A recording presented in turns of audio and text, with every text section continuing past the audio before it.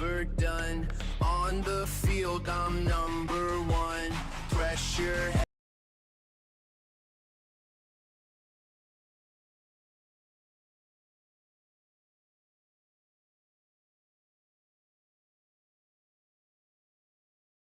Welcome to the Man United stream. Hope you're doing well. It is Monday morning and we have got a huge game for you guys. I mean, I just want to check everything's working. It is working. We are live. And look, guys, Ruben Amorim gave a press conference yesterday. I'm just going to jump straight into it. It was sensational. It was crazy. It was crazy, but when I was watching it, I was just like, yeah, good. He's actually been upfront. He's actually been honest. He's not holding any punches. He's saying it like it is. And then the backlash that we saw as a result was just insane. I wasn't expecting that. But in fact, I was expecting everyone to be quite positive about it, saying, well, look, Ruben Amorim's very honest. We like a manager who's honest. I like a manager who's honest. So why would you want a manager who just simply does not tell the truth? And holds back. Now, what I'm going to do is I'm going to go and start watching the press conference. We're going to watch it together and we're going to analyze it together because there's been lots of talk, lots of people misinterpreting what he was saying. Some people not actually listen. I was actually, in some instances, when people were commenting, I was thinking, did they actually watch the press conference? Where are they coming out with this from? Talking about academy players and this and that. Look, he did say things that were shocking in the sense that we weren't expecting him to even combat them kind of questions. He could have taken the easy option. You could have taken the easy option and said, I'm not answering them questions, thank you very much, let's move on. I'm not going to talk about Paul Scholes. I'm not going to talk about Kobbie Mainoo. I'm not going to talk about all these players. But he didn't. And this is why I've always liked Ruben Amorim. And the more I watched the press conference, the more I side with him, the more I actually realised what made me feel like this guy is the manager for Man United. And I have to apologise. I had a rant about him a week or two ago when we lost, or we drew against West Ham, was it? And I was very unhappy and I was saying, look, Ruben Amorim, is he the man for the job and this and that? And I do get emotional and I do get carried away, like most fans do. You know, either way. I mean, if you get carried away when you watch a star performance by a good player and you start making him out to be, like Messi, but then you also get a poor performance and you start saying, I want him out. I want that player out. And the same thing with the manager. But if you ask me honestly, when I'm calm and watching Ruben Amorim, I love the guy. I love what he comes out with. I love his press conferences. And it's not that he's hidden anything from us, and that's why I like what he says, because he doesn't hide the fact that this is going to be a struggle. He didn't hide the fact that it was going to be a long-term project and that we needed patience. So look, if I start looking at it from that point of view, I do realise that he's never misled us. He's never said, oh my God, I'm going to come in and I'm going to be the Messiah. I'm going to change everything within a week or two. He's never said that. He's always said, look, it's going to be difficult. And it's hard work. And I need time. And that's why the realization hit me yesterday. I was watching him yesterday talk and I realized, actually, I must apologize.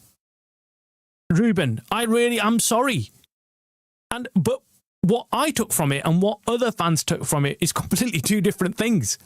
Other fans went into complete meltdown saying he's lied about this, he's lying about this, he's lying about the academy players, he's lying about Amas not doing well, he's lying about Kobbie Mainoo. He wasn't though. And I'm going to go into it and we'll watch it together. So yeah, we'll see. We'll see what everyone else thinks. Drop your comments in the chats as well. Let me know what you think about what he says. Neville's just joined us. Travis, man, good afternoon. Been a while. My man, so glad to be able to catch your stream today, being back at work again to make some Christmas pennies. Oh, thank you, Neville. Thanks very much for joining us. Missed you guys. Missed you, Neville.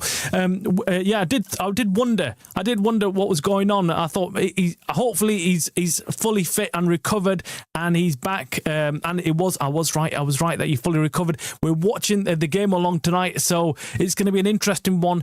I'm confident. I'm always confident when it comes to United. I think the biggest thing in the press conference was language barrier. Yeah, exactly. And the comments are going to be taken out of context and they get clipped and circulate out of context. Absolutely, 100%, Neville. You say exactly what I was thinking. You already said it for me. This is why I love this community, because I always feel like I'm thinking it, but I'm thinking, am I the only one? Or is there other people out there, other fans out there thinking the same thing? Or am I just going to be the lone voice against a barrage of fans who are saying Amorim's lying and Amorim's this and Amorim that? And I genuinely watched the press conference with amusement. I was happy. It left me feeling confident, but then again, many Ruben Amorim press conferences always make you feel confident that we're going in the right direction. So I just felt like they got taken out of context. Yes, he was blatant. He was very brutal in his analysis and his comments. But would you rather have that than have a manager who's just gaslighting everything? I don't get some fans. I do get where they get emotional about certain players. I do as well with Kobbie Mainoo. I do. I really do. I get like, look, I want Kobbie Mainoo to stay here. When he said Harry Amas is struggling, he meant he's down in the championship grinding with the team that's by far the furthest in the shit. He knows Harry just won the player of the month, isn't struggling. Yeah, exactly that. Morning Niche. Yeah, exactly that. I mean, when I watched it and I took that as, yes, look, the players are all doing well, but he also said something about Toby Collier, and I think that got taken out of context where he was saying, "Oh, look, Toby started at United, he was doing well, but then he's not done well since then. He struggled, and you can't criticise him for saying that. He's just telling you and telling us that, look, I can't bring in academy players who then struggle and then fall over and don't get back up again. So there's a right time to bring academy players in. Right now, bringing them into this team, which is already struggling, is that a good idea? Not really. Not really, because he's going to bring in young players and he's going to make them struggle, and they'll lose confidence. I don't want that. I don't want to see my academy players do that. I want my academy players to come in when the team is kicking, because I don't want them to be scapegoated. That's why, and I'm sure Ruben Amorim thinks the same thing. Let's watch the press conference together. I know. Look, it's gonna divide opinion, like a lot of things do. Ruben Amorim does as well. So let's wait and see what let's watch it together. Let's watch it together so we can enjoy it together or whatever. Not. Let's see what he has to say. Actually, let me put on the desktop audio so you guys can hear it as well. They say about Kobbie Mainoo, Paul Scholes, Mickey Buttery, and Ferdinand. I don't want to get you on Kobbie again. I need to talk about that, but as a manager, as the head coach here, how frustrating is it for you to have ex-players and pundits having their say like this? I mean, there's been previous people that have been in your seat there who have got very frustrated about ex-players here being quite vocal about what happened. I think it's I think it's normal. I think it's a fact that me as a manager of Manchester United, I think we are underachieving. We should have more points, especially this season. So I take it that naturally. Sometimes they don't have all the information, and they see Manchester United with the standards that they lived here, always winning. So it's hard for them to see their clubs. And just stopping it there, guys. This is exactly what Jim said. If you remember, last live show we did, where we discussed Paul Scholes. I did a live show on it, and we were discussing what Paul Scholes was said about Ruben Amorim not being the guy, not understanding the philosophy, not understanding the way Man United should be playing, and we all concluded, or most of us did, that Scholes was coming from his point of view, where he was successful. He left United when United were at the top of European football, getting into it felt like at that time, every Champions League final. And we were competing against Barcelona, the likes of Messi and Xavi and Iniesta. That's the team that we were competing against. And we could have even won a Champions League against them in Wembley, I remember, although they did outplay us. But what I'm saying is that he left a team at that point that was absolutely on top. And I think that's what he's using as a yardstick. And you can't really do that. Lots has changed since then. And that's what Ruben Amorim says. Look, I like the fact that he took the question on. He could have quite easily said, I don't want to talk about this. I don't want to talk about it. Move on. In this situation. Oh, bloody adverts, isn't it? Bloody adverts. Anyway, I'm going to skip forward because we've kind of... Kobbie, I'm really... Kobbie I can speak about Kobbie every press conference. Sometimes it's harder for me to speak after the game. So it's always the same situation for me. All of them are the same. I know that for you guys there are some players that you believe a lot, and I believe a lot, but sometimes I have to make choices. We play with two midfielders in these games.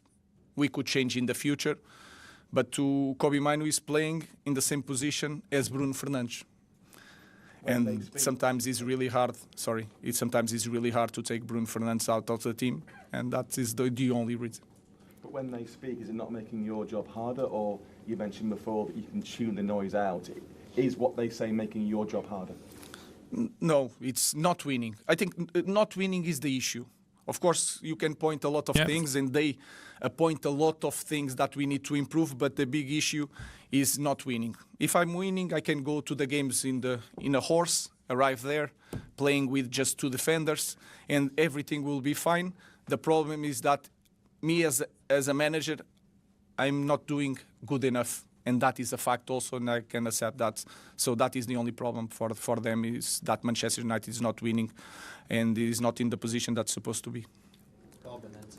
Just stop it there. Yeah, look, it's obvious, isn't it? It's obvious. If we were winning, no one would dare question, what's going on at the club. Everyone would be happy with everything. I mean, you'd get shot down immediately if you asked any critical question of a winning team or a winning manager. That's how it works. Unfortunately, right now, he's essentially saying what we all know, which is, yeah, I'm a sitting duck right now. I'm not doing well enough. If I was doing well enough, Scholes wouldn't dare question. Even if he wasn't happy with me, he wouldn't be able to question me. And I was surprised with that. What he's just saying, because it made me realise he's actually taking responsibility. And for me, that's a big thing. If anyone can sit in front of the world and media and say, look, I'm taking responsibility, he could have quite easily come and said, Paul Scholes is talking shit, or he doesn't know what he's talking about, and Paul Scholes is this or that. He could have taken whatever swing at whoever he wanted, and he could have said, look, I'm the Man United manager. He's not a manager. He's not been successful in his career, in managerial career, so he's got no room to speak. He could have said whatever, but he didn't. I thought he was quite respectful towards Paul Scholes, and I think even Paul Scholes, if he was listening, and to be fair to Paul Scholes, I think even he would say, actually, look, yeah, I'm happy with what he said. He's not gone after me. Just on the ex-players, is that something that happened when you were in Lisbon as well, or have you found it to be different here, the way that the ex-players speak in the media? No, here it's completely different. We have the best league in the world. And there's a lot of things around the game, and you can every press conference I leave here and I'm going to give an interview. So it's a completely different world. And again, in Sporting there is no issue because we were winning all the time. Yeah. So if you are winning, there is no issue. So accolades. So I understand that. So and that's okay. Hi, Ruben. Ben's obviously been out for about 5 weeks now. We've had probably a bit of a slowish start to his United career. Okay, we can skip that. That is really hard to get. They have more or less, I feel, is that it's to summarize the top manager, top team. I really like the team. and the top player. I think. So this part of the conversation was Semenyo, because he mentioned how Semenyo was a top player, but he's saying, look, yeah, he is a top player, and they asked him, do you want him at United? And he didn't give a straightforward answer there. Sometimes it's a little bit bad luck. Aiden was suffering and asked us to change news. Had that. This is about the centre backs. Why he keeps on subbing out centre backs. Diogo is a defender, not a centre back. Had an issue. Most of the times, Harry Maguire sometimes has an issue. Sometimes is that situation that occurs a lot of times. So trying to find out solutions to win more games. Just quickly on Luke Shaw, he's played the third most minutes of any United player this season behind Bruno and Luke Shaw. Sometimes it's just one season that you feel better, you are understanding better. You almost said that Luke Shaw has got a reason for playing good right now. I almost thought he was going to say it's because of the World Cup. He wants to get into the World Cup, and that's why he's playing well. That's why he's upped his game. I thought, no way he's going to say it, but he just about said it, but he stopped. Obviously, Kobbie was interested in going out on loan in the summer. Kobbie Mainoo, here we go, guys. And says that's what I want in January. Will you sanction that, given how little playing time he is getting? First of all, the team. I said the same thing. The team comes first. And if Kobbie comes to me and talk to me, I will talk with him. I'm not going to say what I'm going to say to Kobbie, but I will be really pleased if Kobbie is coming to talk. This was surprising to me. So despite all the news we've got in the media and everything about Kobbie Mainoo requesting to move out and this and that, he's not yet spoken to Ruben Amorim directly about the situation, about not getting game time, which is crazy to think, isn't it? Why are the players not able to go up, knock on his door and say, look, I need to speak to you, boss. I need to speak to you about, me not getting any game time. It's surprising, but Ruben Amorim at this stage, again, he's quite open about it, saying, look, my door's open. I actually want him to come and speak to me. I want him to do that. And I'm not going to tell you guys what I'll say, but I want him to speak to me. To me about that. I just want my players happy, and they understand that every individual has their goals, and the frustration, it doesn't help anybody. But again, the focus is in this game, and we will see if that happens. Have you not had that real conversation with him this season then, in terms of him airing his frustrations? Not about that.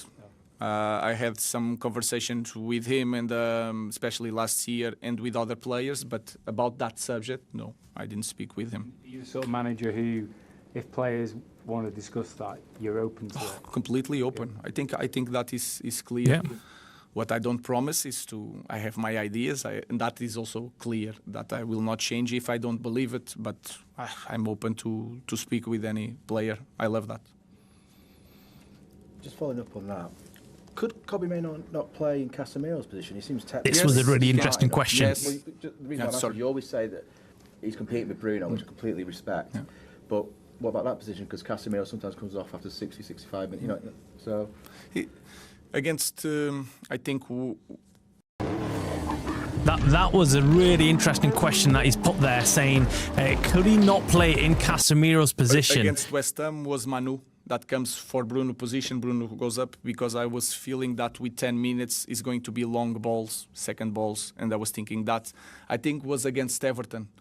I took Casemiro out, I think, and I put Cobbs in that, because we were trying to play a different game. He can play in that position, but it's hard sometimes.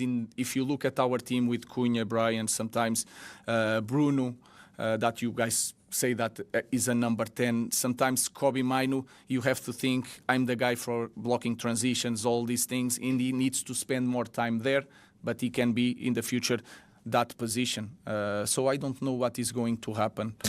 So that's a really interesting insight to what he believes when he looks at Kobbie Mainoo. So he knows what we criticise him for. So he's not deluded in the sense that he doesn't know what everyone else around him is calling for and is saying. So when he says, I know you guys want Bruno Fernandes to play in the number 10, and yeah, but this is the way I'm working at it right now. And then he also says that Kobbie Mainoo needs to start working at closing down and breaking up play, which he's not keen on doing. Again, we've not seen a lot of Kobbie Mainoo. So yes, we know Kobbie Mainoo is.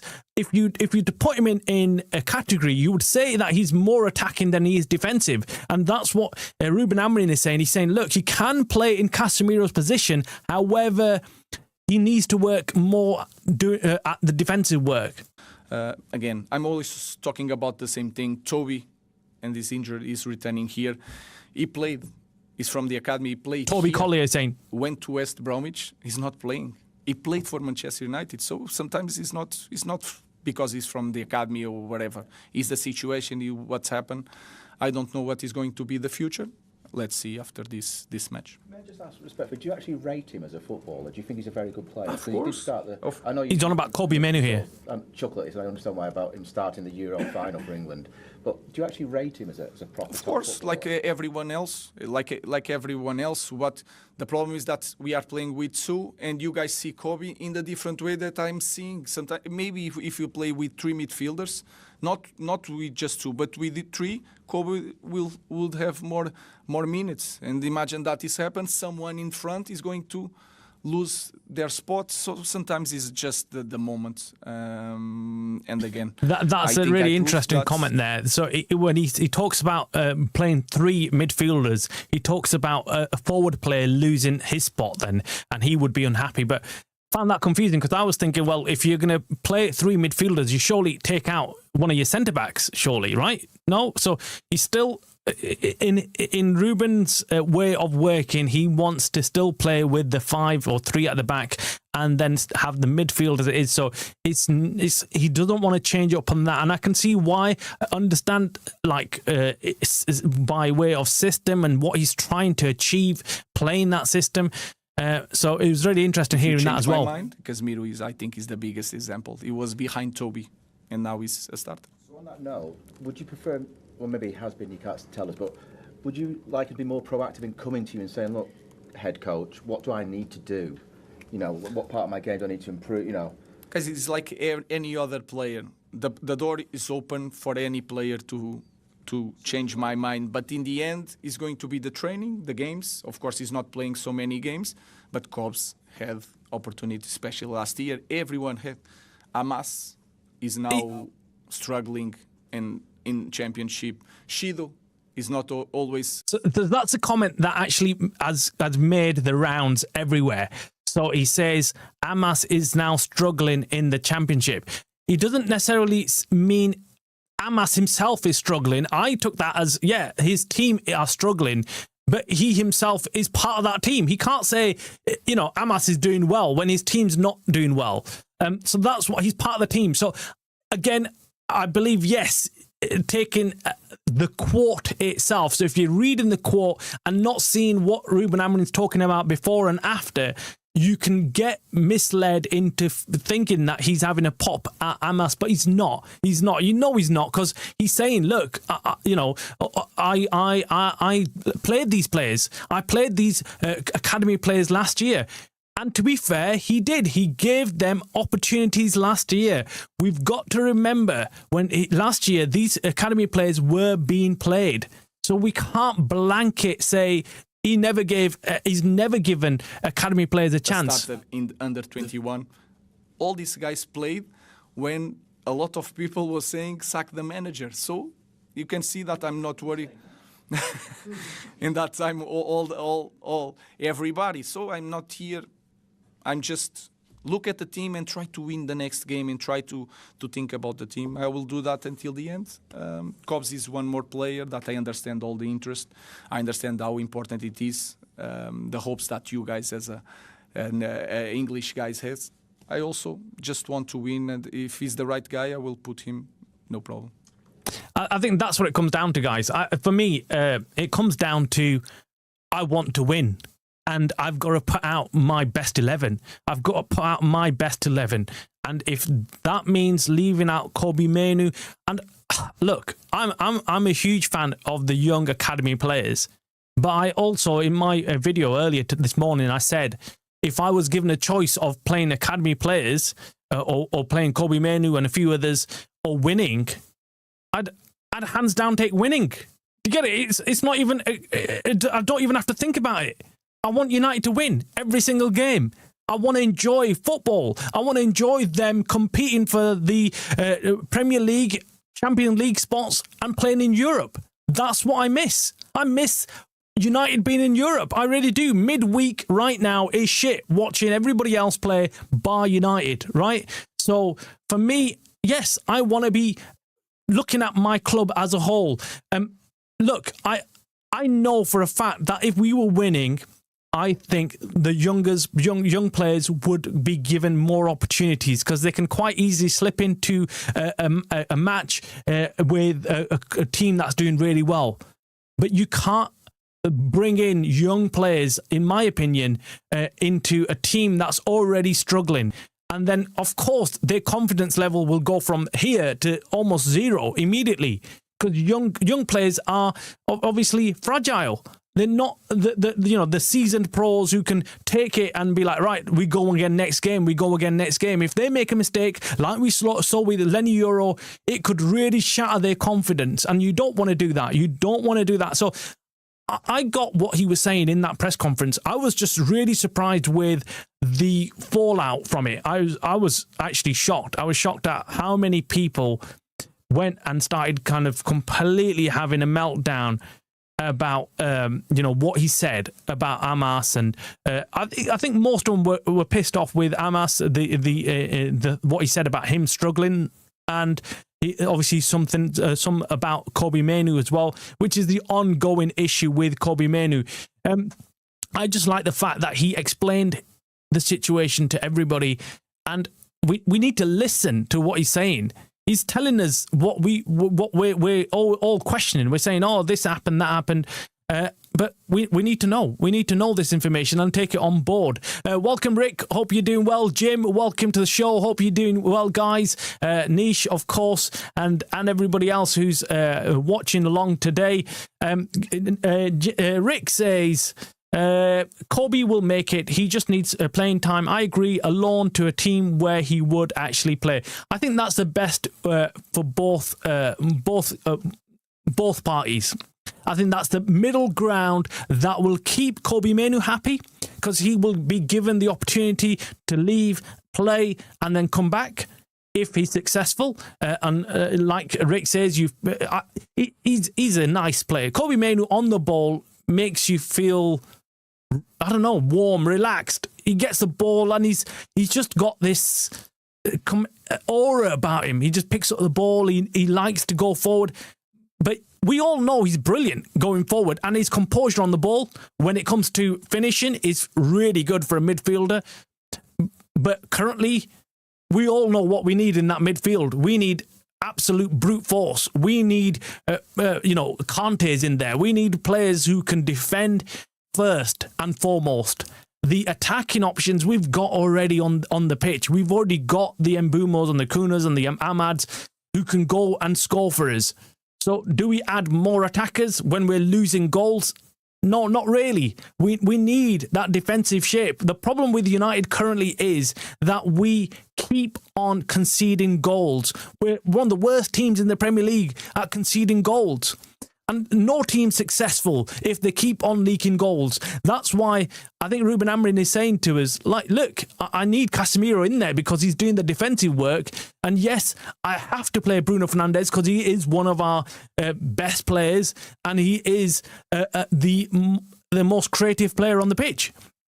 So I need him. I need him there. So we'd criticise him either way, wouldn't we? We'd criticise him if he wasn't doing this and if he was playing Mainoo and dropping Casemiro and we were leaking even further goals, and then we'd be saying we haven't got any defensive midfielders and blah, blah, blah.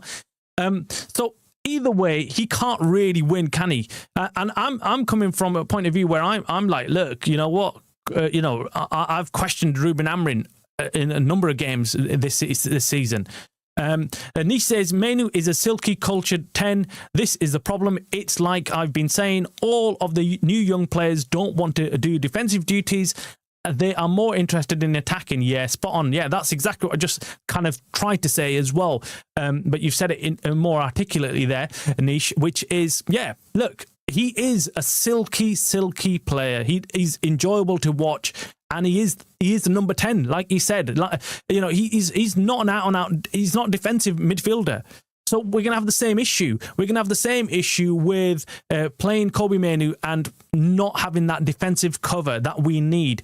And yeah, the younger players, look, most young players start off wanting to play attackers, don't they? And they move back, and then they go all the way back to defence sometimes. O'Leary is a prime example of that when he's the Man City left back, is it? Yeah, left back. He's left back. And he started off as an attacker apparently. So yeah.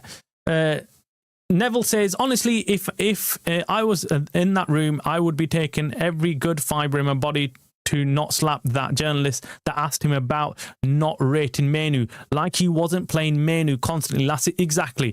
I think, look, it's weird because I feel like the press get an agenda and then they just run with it. They run with it and they have no interest in Man United being a successful club. All they want to do is create headlines. All they want to do is have turmoil at United, and that's what gets people clicking. That's what gets people watching. A manager getting the sack or possibly getting the sack, and a player revolt, and this is going on, and chaos, and blah blah blah. And they know that that's what sells newspapers. That's what gets people watching and whatnot. They're not true Man United fans. Well, they're not Man United fans. We Man United fans are the ones who are worried. We're the ones who are like panicking, thinking, "Oh my God, this is going to be embarrassing." We don't want to, have nothing to play for. We want United to be playing well. We want them to win against Bournemouth tonight. That's what we look forward to as fans. But unfortunately, there's a lot of haters out there who do not want to see United ever come back to the top again. That's my take on it. And yeah, look, I'd love for the journalists to shut up and just simply Ruben Amorim. I feel like he's a bit too open with them. I feel like I feel like other managers wouldn't answer them questions. I can't imagine Pep answering those questions constantly about Kobbie Mainoo and talking about Paul Scholes criticising him, or ex Man City players criticising. I feel like Pep would have shut that down and said, I don't want to even talk about it. I don't want to talk about these players. I'm the manager. I decide who plays, who doesn't, and that's it. Final. Move on. Jim says, I wouldn't drop Kuna or Mbeumo for Mainoo or Bruno at number 10. Yeah, I agree with you, Jim. I agree. I can't see the big problem with it. I can't. Exactly, Jim. That's our problem. We've got too many number 10s. We have got too many number 10s. We've got too many of those players who want to play exactly in that position. And we haven't got any out-and-out centre mids, really, apart from, obviously, Casemiro. He hasn't got the legs, we know. Serious teams only need top-quality 10s. Serious teams only need two real top-quality 10 maximum. Yeah, two. Yeah. Nish says, Mainoo will never play under Amorim. Let's sell him to Napoli. Do you know what? After the press conference, I must admit, I thought the same thing, Nish. I was thinking, under his formation, currently as he plays it, and if he's not going to ever change that, I don't think Kobbie will play. I'm just being honest.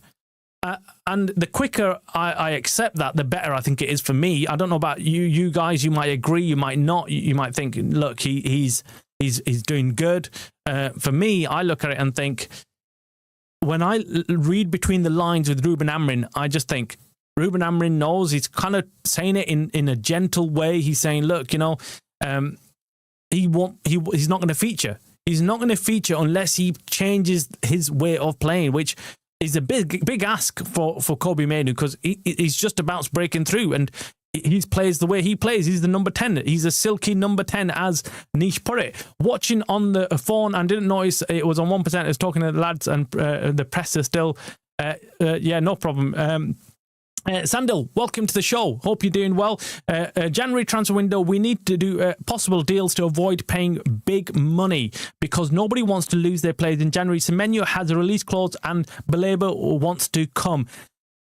it would be amazing, Sandal, if we could go and get Baleba or Semenyo. I'm just worried right now. I'm worried because I don't feel like Ineos are looking to spend big in the January window. We're literally, 2-3 weeks away from January?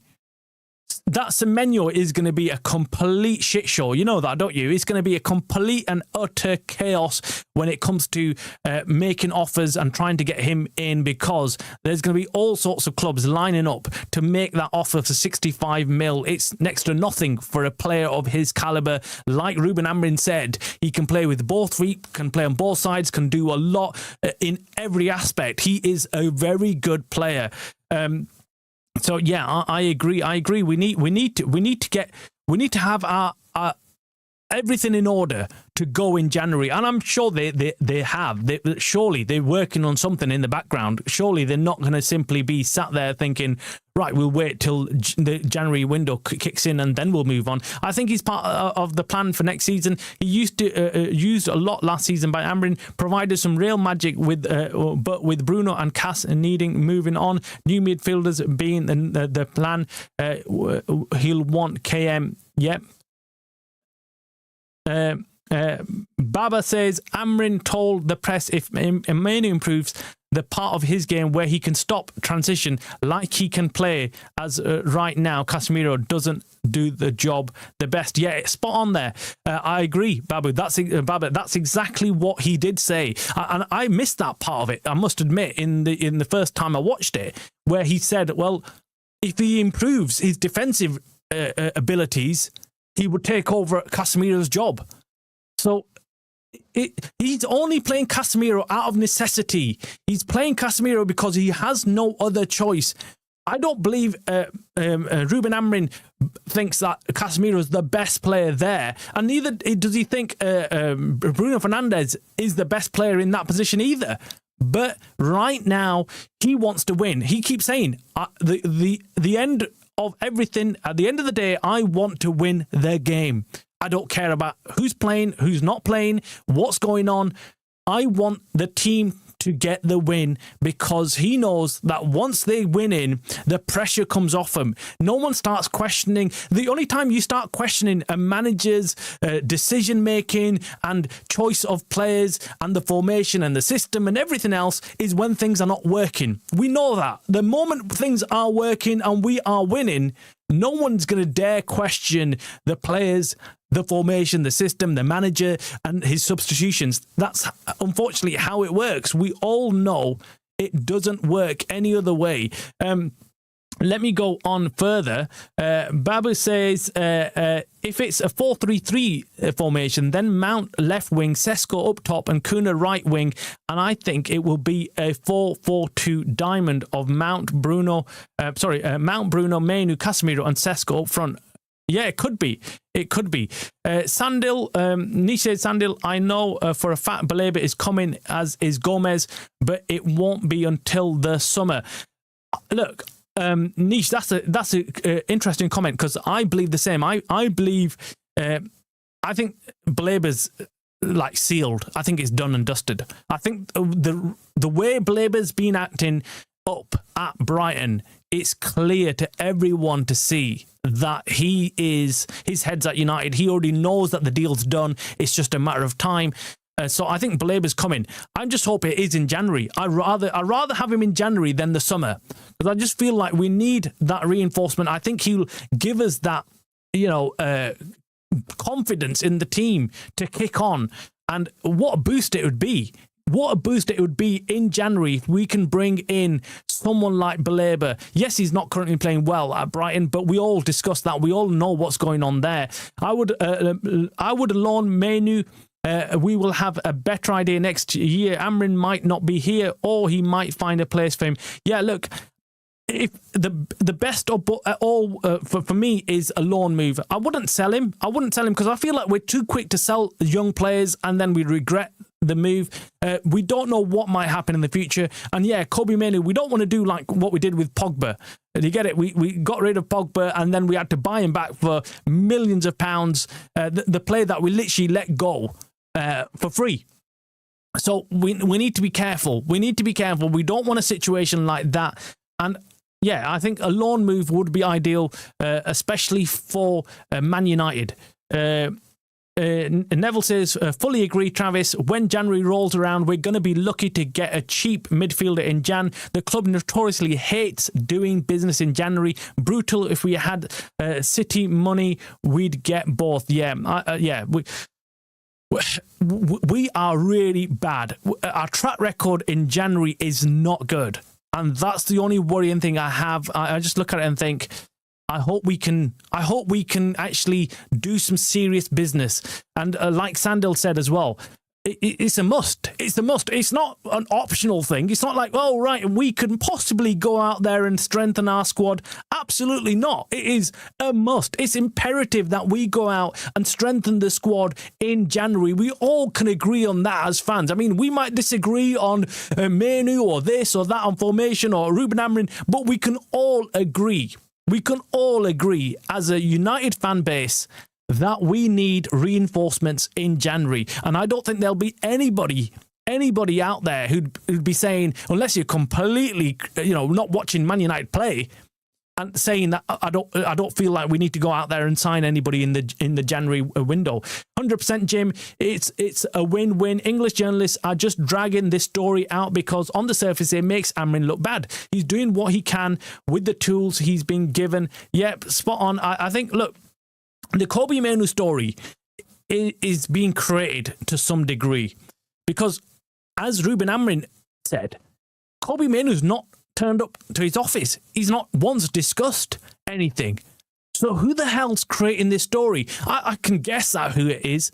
Number one, it would be Kobbie Mainoo's representatives, agents, who obviously get commission if he goes anywhere else, gets sold, they make money on his sale, right? That's number one. Number two is the media, because again, they've got nothing to lose. They want to create a story. They want newspapers to sell. They want people to be clicking on there. They want people to be discussing the mayhem of Kobbie Mainoo and the possibility of him leaving.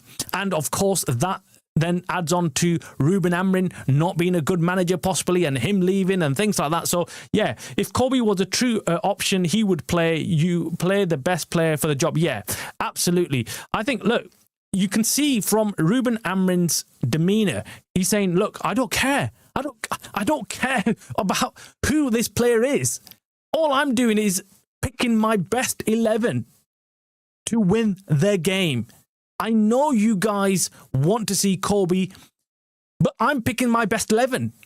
I'm not looking at it as like, oh, that's Kobbie and that's Casemiro and this is Bruno and I'm going to pick the player that I think is my favourite. No, I think he's genuinely playing his best 11 to get the win. And you can't criticise a manager because you've got to remember his jobs are on the line. He's not going to be picking players just because the media or one of the journalists out there has got an agenda for Kobbie Mainoo to be playing or someone else to be playing. And you don't want your manager to crumble under the pressure of being questioned like that either. You want a strong manager. You want a manager to hold his own. And look, for me, I'm backing Ruben Amorim on this. I don't want flipping some journalist dictating who he plays and who Man United bring on as subs and whatever not. No way.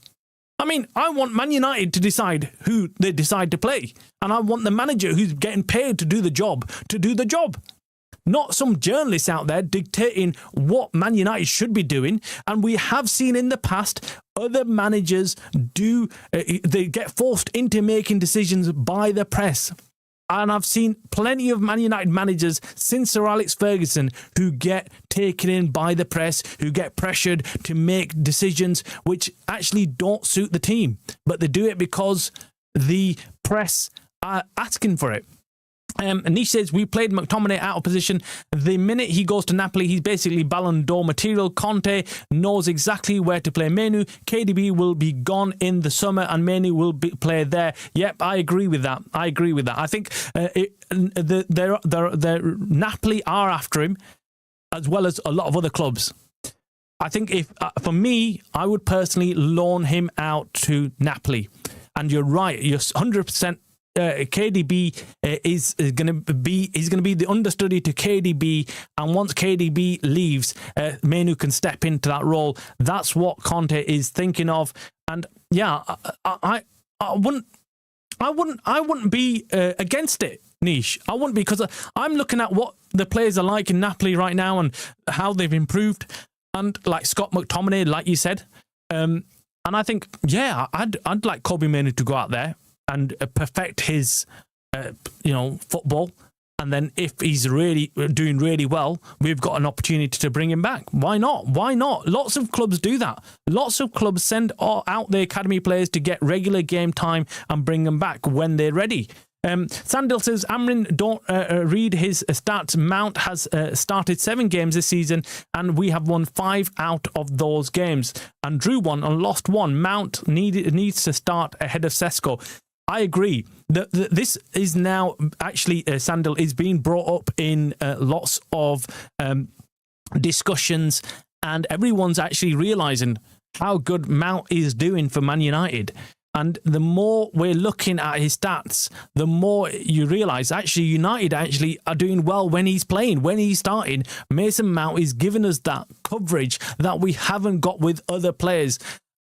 I've heard rumours that Sesko is working really hard and he might be on the bench tonight. I just don't want him to start. I don't want him to start. I think we need to allow Mount to play.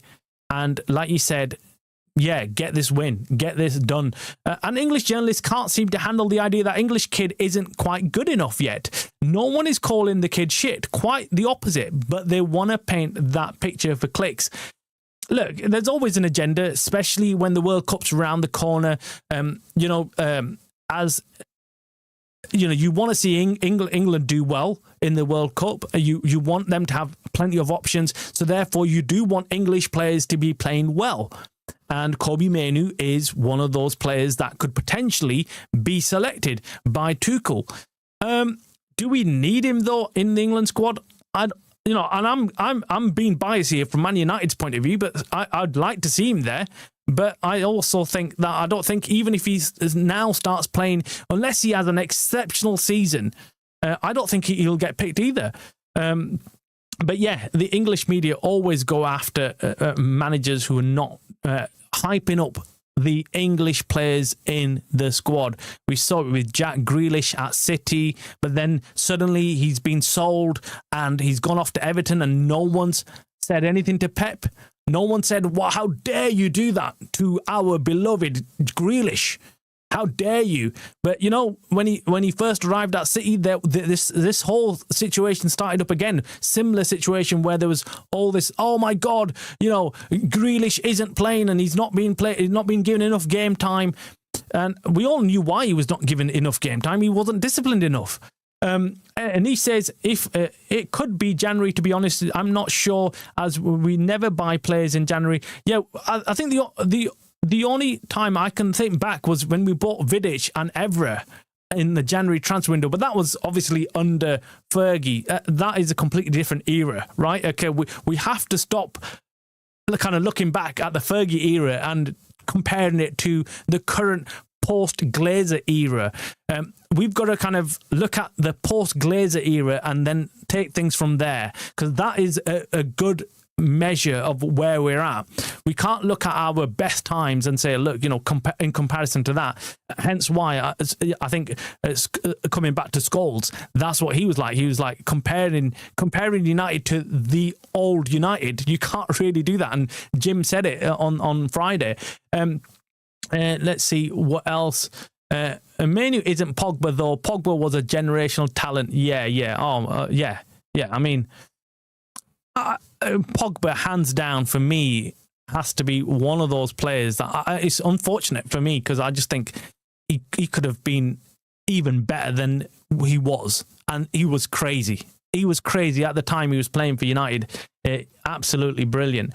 Exactly, Niche Bro. I think Ineos have been leaking all this news about midfield shortlist to keep the fans happy, but we know they're going to go with the cheapest possible option to keep folks happy. I agree with both you and Niche, Neville. Ineos are flipping, if they could, they'd turn up to Poundland and buy players. Do you get it? They are going to cut all sorts of. I think there's two ways Ineos do things. They feed shit to the media saying that, oh, we're trying, we're going to do this, and we're looking at this player, and we're going to do this. But when it comes to the actual crunch time, they don't actually do that. They're not gonna go and compete. They're not gonna. That's my fear. I fear they're not gonna go and compete with the other teams to sign these big players and bring them in and really make a difference. Really make a difference to United. I think they will go for the cheaper options. And one that you've mentioned quite a number of times, Neville, is Gallagher. They'll probably go for him because they're not looking at, oh, right, okay, which is the best player that we can bring in. They're going to look at which is the cheapest player that we can bring in and force upon Amorim and then tell him to shut up and get on with the job. That's what they're going to do. So for me, it's going to be, right, okay, right, is it Gallagher who's the cheapest? Right, okay, let's bring Gallagher on then. We'll bring him, and then, his salary's next to nothing. Right, brilliant. Let's get him. Let's give him to Amorim and say, there you go. You wanted a midfielder. We've given you one now. Carry on doing what you need to do.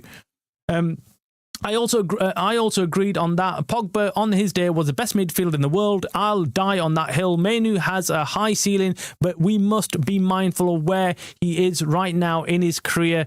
He's got a long way to go in terms of getting anywhere near. Pogba was just, I think he was so hugely underrated as well. At the time when he was playing, I don't think we gave him the respect that was due.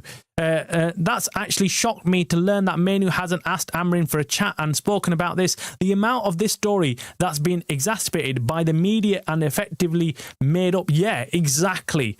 I was shocked when Ruben Amorim yesterday came out with it, when he said, I've not spoken to him. And I was like, what? Like, wait up. Everybody and his cat have been talking about Mainoo not being given game time. And they made it out to be like Mainoo's been kicking off behind the scenes with Amorim saying, I need game time and you're not giving it to me. But he's not yet once spoken to Ruben Amorim. That was really interesting for me. And I found that okay, things are not what they seem. Also, Napoli have a huge midfield injury issue, missing a few players here in KDB, Gilmore, also someone else, I can't remember. Conte would know what to do with Mainoo, like Nish was saying. It's such a no-brainer. Yeah, I think for me, that would be the best solution, like I said. Rick says, there's always a story when it involves Manchester United. We would sell a story about ice cubes for Eskimos. Yeah, exactly. Spot on. It's like everyone, because United have got such a huge fan base, and not only have they got a huge fan base, they've got so many haters as well who want to read everything about United and what's going on, that it sells a lot, and there's a lot of hype around Man United from both sides, from rival fans and from United fans themselves. And they're also all the press are getting all this press about getting Anderson and Wharton is just fake news. We've already got Baleba and Gomez, and I'm happy with that pairing.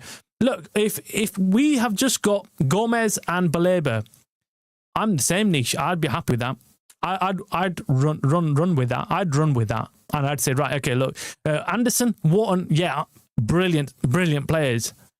But if we got Baleba and we got Gomez, I'd be happy with that. I'd be more than happy with that, because I still think it improves what we've got right now. So yeah, for me, yeah, perfect. That would be. I'd go with that. I'd be happy with that as well. Jim says, I think Gallagher is the best one for January. Unfortunately, we need a stopgap player. I know people keep saying Baleba in January, but I think I don't think he's a January signing. Yeah. The only problem I have is that Brighton are not a January club, as in they're not a January club sales club. They're not gonna sign somebody else in January for Baleba to leave, and that's where I think the stumbling block occurs with Baleba. Ideally, I'd love Baleba to join us in January with Gomez, and if it happens, I would be over the moon. But being realistic, I think Gallagher, unfortunately, is an Ineos type of signing. Yeah. Also, just lastly on Pogba, I haven't seen a player be buried like in years. It's also because the English media were still in many ways are racist and he played for United. I think for sure. I think if he was an English player, for instance, he would have been hyped as one of the best players ever. You know, let's get this right. He got chased out of United. The amount of negative media, and we at the same hand, a perfect comparison is Jack Grealish, right? So we had Jack Grealish, who you saw visibly absolutely drunk half the time, walking out of nightclubs and this and that, yet not a peep. You wouldn't get a peep out of the media. You wouldn't get any news coming out saying this is unacceptable and blah, blah, blah. He's playing for Manchester City, one of the biggest clubs in Europe, blah, blah. No, nothing. You'd get nothing. If that was a Man United player, and if it was someone like Pogba, what he did not even close to that. Yeah, he was he was a bit comical. He liked the dancing, and yet he was thrown under the bus for that. It was like a wet dream for those slop newspapers. A successful, flashy player of colour wearing the United badge. They'd have set up a hidden camera in his house if it was legal. Nice seeing him back. Yeah, look, I think he was treated harshly. We all know the media went after him. But if you speak to people in the know, they will tell you how good he was, and Grealish crashed his car drunk. I didn't know that. Wow, I didn't know that. And during COVID, I remember. Right, I didn't know that. I didn't know he did that. But he's got away with a lot more than what you would find. Number one, Man United players, I think, are held to a different standard. They are. We get a lot more negative press for our players, whoever it is, whether it's Harry Maguire or Pogba or Marcus Rashford, whoever it is, they get held to a different standard. Whereas I think they get given a free pass if they're not playing for United. That's what it is. Vardy would have been an amazing quick fix, and he would have surely been able to play a bit more than Cremonese, some idea niche mate. He'd be very, very good for Sesko's development. Jamie Vardy, man. Do you know what? When he was scoring for Leicester, and he had an amazing season, and there was talk about him leaving at the end of the season, and there was rumours about him getting tapped up by a number of clubs. I really would have taken him at that point. Now, I'll be honest with you, I've not watched much of him. I know he's out in Serie A. I know he's doing well, but I haven't watched much of him to say that I'd take him now. Niche, he did crash his car. Yes, Travis, you're talking absolute facts. Remember when he'd get a picture of Rooney having a pint? It was all over. Even Rooney. Yeah, Rooney was. If you go far as back as Beckham, right? Beckham was absolutely destroyed by the English media. The amount of stuff he did for England as well. But he was absolutely destroyed. And I look at it and think, that surely it's just because he was a Man United player. And same thing with Rooney. The amount of negative. I mean, if you weren't a Man United fan and you were just an independent person just going about your way, and you're not into a lot of football, and you didn't know who Rooney was, but if you judged it on the media coverage you'd think he's some villain or something. You wouldn't even think he's one of England's greatest players and one of Man United's greatest players. The way the press go after him, they really do. They really take the mick when it comes to United players. Aston Villa captain Jack Grealish has been banned for driving for 9 months and fined 82 after crashing his high-powered 80k Range Rover during COVID lockdown. Yeah, that source is from Guardian. He says, come on, Travis, bro, you don't see a United player in Vardy. I did. I must admit, I did. I did. For me, at that time, I can't remember what team we had, but I was like, we need pace. We haven't got a pacey striker. And I knew that if Vardy would come, he would score plenty of goals. But then the same applies to Harry Kane. I was like all over Harry Kane as well. I just knew that we needed goals in the team. Just a cheeky 6 months. Yeah, it would work. It would work. They used to call Beckham and Rooney drunks. Yep. It's crazy how they'd get away with it. Travis Vardy has been voted the best English player in Serie A this month. We have to get him in January. What do you think he'd be worth, though? I mean, let's be realistic. Would we be able to get him? First of all, for me, you know my thoughts on a striker. And I've been saying this, and I'm probably a lone voice in this because I've heard other fans, but no one's really said it. And I was saying it outside Old Trafford. The first game against Arsenal, I was doing a live stream, and I was doing a video. I was doing some recording. I was doing some interviews with fans after the game, and I was asking them. I was saying to them, I actually spoke to a few people. I spoke to Adam McCullough as well. Spoke to a few other big names in the Manchester United fan base community kind of thing, and I told them the same thing. I said, we need to sign another striker, don't we? And they were like, not sure actually. You know, we've got Sesko. And I was like, are you crazy? We need another striker. We need another experienced striker. And at that point, yeah, I would have taken Vardy. I would have taken flipping Mateta. I would have taken anybody who would have come in, and we would have had those options right now. But yeah, I would take in January. I would if he's available and it's realistic that we can get him. I would take him. I would take him hands down, man. I need options. Do you know what the worst thing was last game? When I think it was West Ham actually, when we were looking at the game, and we all looked at the bench pre-match, and we went through the bench, and we were all like, shit, is that our bench? Like, we've got nobody. We've got no options off the bench. And yeah, that's what came to bite us on the backside. We are asking Amorim to do something with a shit squad. And we're like, oh, Amorim, you're not doing well enough. But he's probably thinking, well, look what I've got to choose. Look at the bench. Look what I've got to bring off the bench. I've got zero game changers there. Beckham looks like he wouldn't be able to stand up after a handful of chocolate liquors. Yeah. Beck's a top geezer, though. Top geezer. I love Beck's, man. I think he's absolute legend. Ahmad to leave for Ofcom, so no wing backs for Amorim's system. He needs to change to 4-2-3-1 because he can't play the 3-4-3 without wing backs. It's like defending 7 attacking, 3. That is a crime. That he can't do that. Look, I get this feeling he's gonna stick to his 3-4-3. Unfortunately, I think he's gonna stick to. I think he's gonna play Dalot there. I think he's gonna play Dalot in right wing back and use Dogu as left wing back. I might be wrong. It's an interesting one.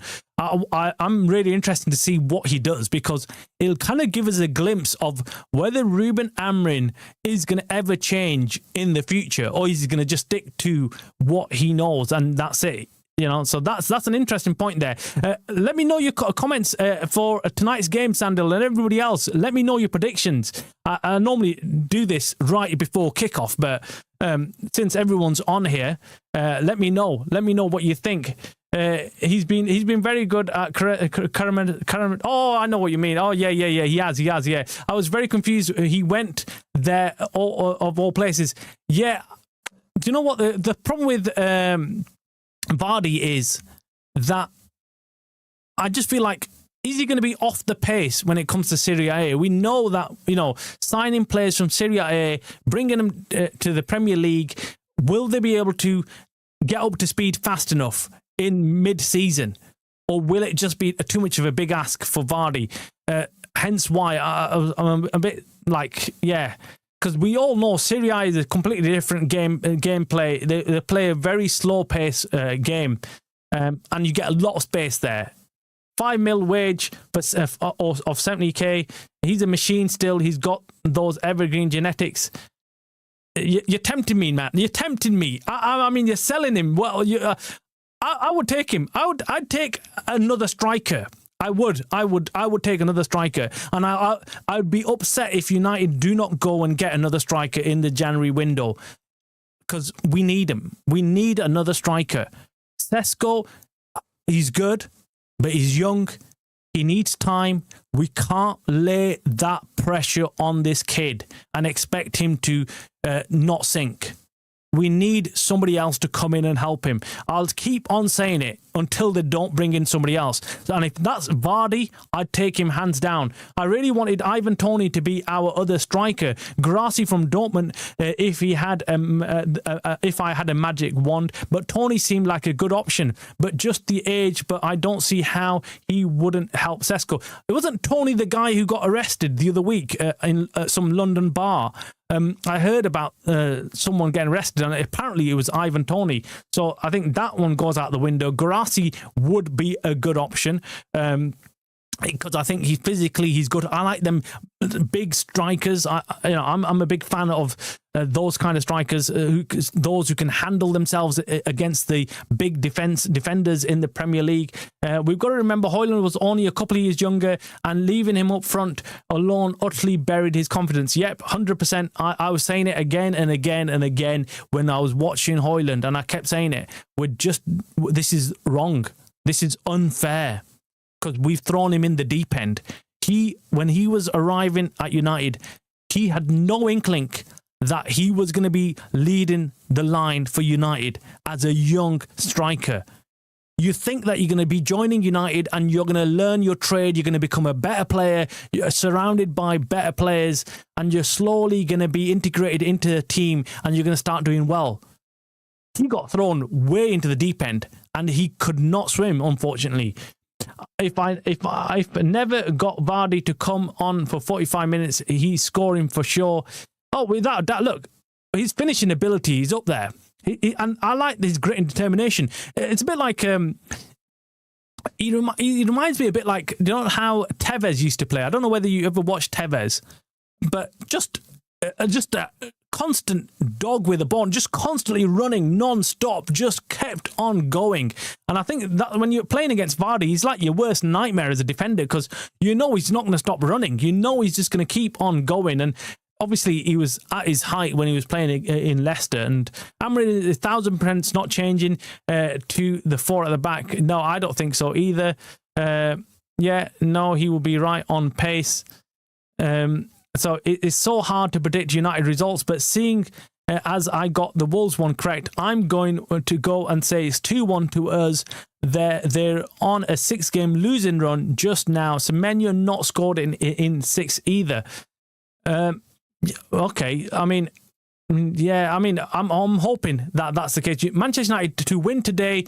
Okay, we've got Sandil calling it, guys. I mean, he's been spot on. So Sandil's called it, guys. Let's celebrate. Let's celebrate already. Yay! United to win. Let's go. Let's go. Let's go. Let's go. Let's go. United to win. United to win. Sandil's called it, guys. Here we go. Manchester United to win today at Old Trafford. But line up of Amorim will guarantee that. Let's wait for a lineup. But so far, I'm happy it's a win for Man United.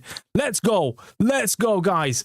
I like it. I like it. I like the confidence. Neville and Sandil have called it as a win. I think I'm confident. I'm confident. Look, I'm confident. Looking at the Bournemouth's record, looking at United playing at home, I think we've got to be confident. We should be confident. I think it's unfair to ask anyone not to be. Gallagher and Vardy would be the cheapest, but also the best short-term fix. I think those two players, and you know what? When I look at that, I just think I'd take anybody right now. Unless it's someone completely shit. But right now, I just want options. I want players. So if come end of January and we've got Vardy and Gallagher as the two new signings, I don't think I'd be upset. I can't say I would be upset. I'd be happy that we've got some options. And I know I'm kind of just accepting whatever's being thrown at us. But right now, I know that we're pretty close. We're just a few players away from the Champions League spots. And if we can bring in one or two new players, new faces that can give us that edge, whether it's Vardy or Gallagher or Gomez, you know, I'd be happy with that. I would be. Tevez was a little pit bull. I can never forgive him never forgive him for W. Yeah, for W. I think for leaving probably. Yeah, you can never forgive him for City. Yeah, for City, but incredible player. Yeah. So yeah, look, exactly. Vardy and Gallagher will be cheap as chips. Why get them? They are quality and have experience. I think that's what I kind of go when I look at them on now. When you just mentioned Vardy and Gallagher, I look at them and think, oh, they both got Premier League experience. They're both they've been around. They know how to improve the team. So will they be improving United? Yes, I think they would be. I think having them players would improve us. And yeah, that's the way I'm looking at it. I'm looking at it. We started the show by talking about how we haven't got options, and the January transfer window notoriously is a very difficult transfer window for United, especially. United don't do big business. United don't go and sign more than 3 or 2 players in the January window. So if you give me 2 new players in the January window, I'd take them, especially if they can offer something different to United and give Amorim some options. I'd happily take them. I would. So yeah, look, let's go and see what we get in January. I'm excited because I'm telling you right now, this January transfer window is going to be like none other. I mean, this is going to be fireworks. I can already see it. All over. It's going to be fireworks. This is going to be crazy because there's many teams that are going to be looking to go wild in the January window. So yeah, let's see what we can get. Sesko 2 goals this season, 80 million euros. Vardy 4 goals at a crap Italian team. It's a no-brainer. Look. Yeah, I think Sesko needs. We need another striker. We need another option. Quality and experience. Exactly. That's why I totally agree with both you and Travis. He's talking to Nish. They would be a solid 2 players to have. Really think a player like Vardy would help Sesko adapt. I think. Every young striker needs another striker there who's been through it, who can put his arm around him and say, "Look, you need to do this, do this, do this." And you'll be fine. And I feel like we haven't got that at United right now. So players like Sesko, who do they lean on? Because they haven't got another striker who's been there, done that, got the T-shirt. You know what I mean? So, so that is it. I pray you're right, Travis, mate. Ineos chance to show the fans how ambitious and I don't think it's going to be Ineos. I think it's going to be just the options that are going to be opened up for United. I think there's going to be lots of movement in the January window, and I think United will have to make moves because everybody else will be making moves. There'll be other clubs. I feel like Liverpool are going to go crazy again. I feel like Chelsea are going to be open up to options as well and transfers. And if maybe some movement happens with players like Baleba or Anderson or something, I can see fireworks, man. I can see serious fireworks going on. I'm looking forward to it already. But anyway, guys, I'm going to leave it there. We've gone well over an hour, but it's been an enjoyable stream. And we're all looking forward to tonight's game. Always, looking forward to United. As always, it's going to be a big game. I'm hoping that we can carry on with this, non-losing streak and just simply go and get the job done. But anyway, thanks for everyone joining. I'm going to see you tonight. We'll be on at about 7:30 once the team news breaks, and we'll be, of course, watching it along and seeing what United can do. And, of course, hopefully we have Ahmad, Mbumo and Mazraoui available and starting. That's it for today's show, guys. Make sure you hit the like on your way out. Subscribe if you're not already a subscriber.